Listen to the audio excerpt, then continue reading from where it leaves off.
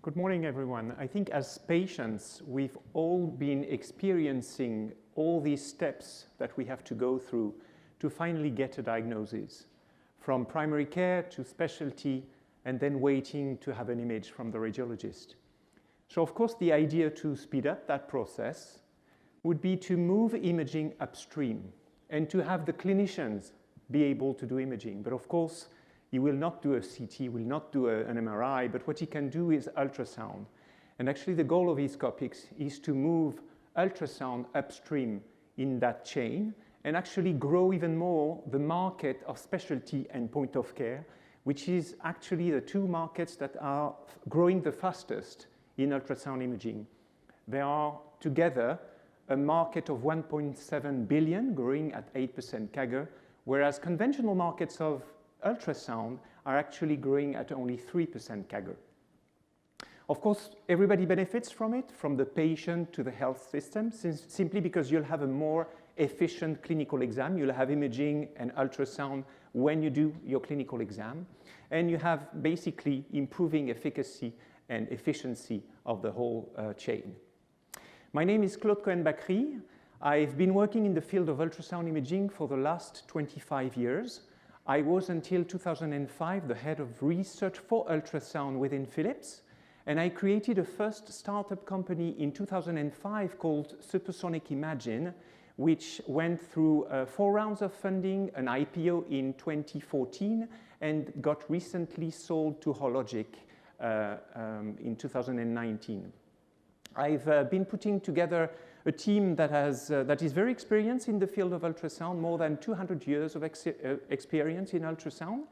And we've been lucky enough to actually raise seed funding from an industrial partner, a pharma partner, you'll understand why, as well as awards and grants to start the business.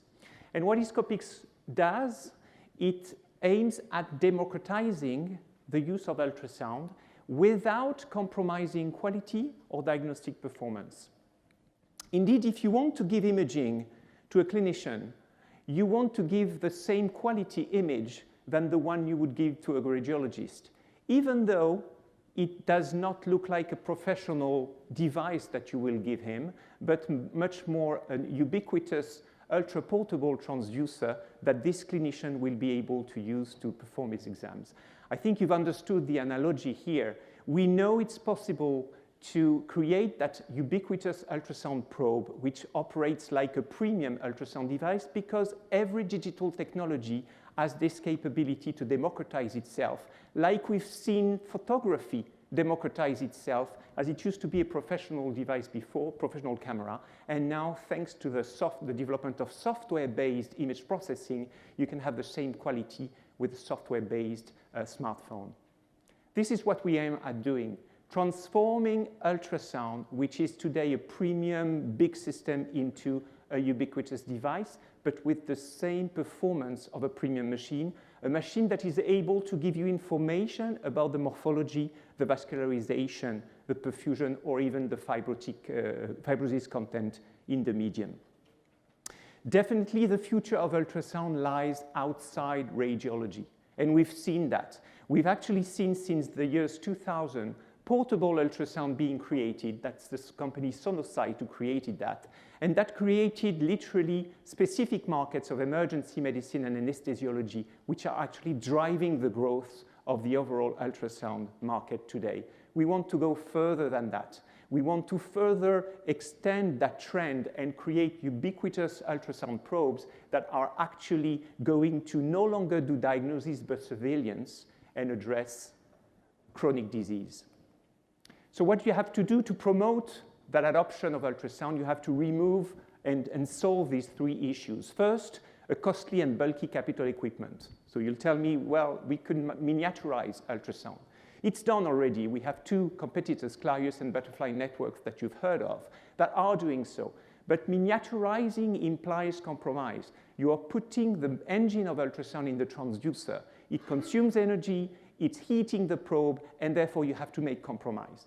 We are not doing compromise. We have to have premium image quality, and therefore we are not miniaturizing, we are dematerializing an ultrasound machine. We are putting the engine outside the probe, so there's no heating problem, there's no power consumption problem, and you are able to retrieve these modes of imaging like power Doppler, elastography, microdoppler, which are modes today available only on premium machines and that help quantify the disease.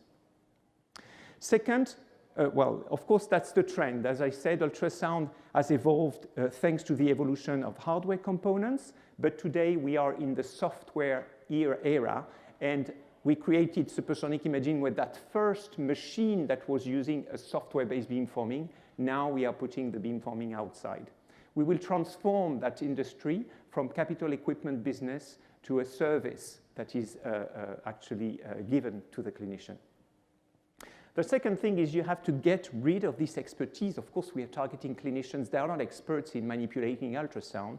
You have to remove that expertise in obtaining an image. You have to remove the fact that you have to tweak an ultrasound machine, which is a very complicated machine to operate to have good imaging. And what we are going to do that is remove the controls, no controls. We will send waves in tissue, retrieve signals, and process these signals to obtain the best image. And in terms of guidance, because of course you have to position the probe on your body, we'll have some AI-based algorithms which will be able to tell you whether you are in the right plane or in the wrong plane while you scan.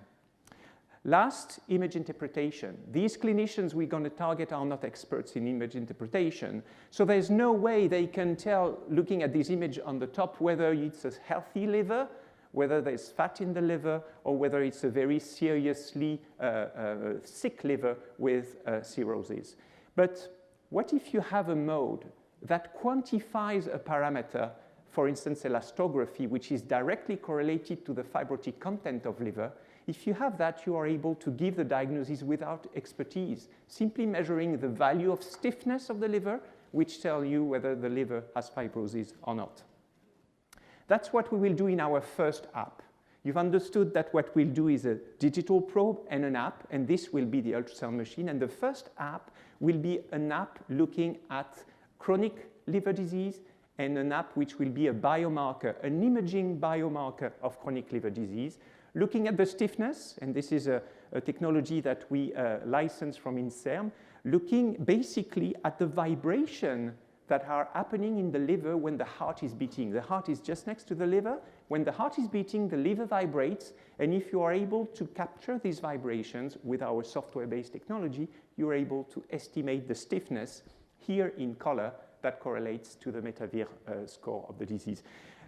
NASH, non-alcoholic fatty liver disease, is a complication of fatty liver. It's an extremely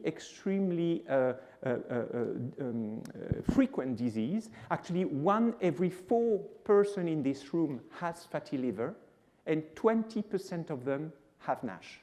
This is how serious it is, and this is why all pharma companies are developing drugs for that, but there's still no biomarker for that. You have to have a biopsy to diagnose this. What we will put on the market is something that is able to depict this disease and cure it. So as a conclusion, we are developing really a core technology. We believe it's the future of ultrasound architectures, and it will enable ultrasound machines that are actually apps that run on your smartphone, that run on the cloud, that run on your PC, that any clinician will be able to adopt. We have today a year of existence. I created the company in 2019, and we have a prototype today ready to work. And we are planning a 510K track. It's an ultrasound machine, so it's a very simple 510K track towards the end of 2021, and we are looking for an additional seed funding of 1.5 million to reach that stage where we be able to be put on the market. It's a replicable model. We can do the many other apps like we did the first one.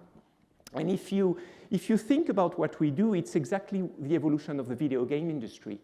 There's no need to buy a big ultrasound machine which has software capabilities because it's going to be obsolete in 6 months. What we are enabling is the use of an ultrasound machine which actually uses the processing that is at your disposal on your smartphone or in the cloud. So what's next? Of course, having a ubiquitous probe will enable the multiplicity of images and creating value by sharing amongst a community of users, the endocrinologist first, for instance, images, and grow medical intelligence through that sharing of data amongst communities.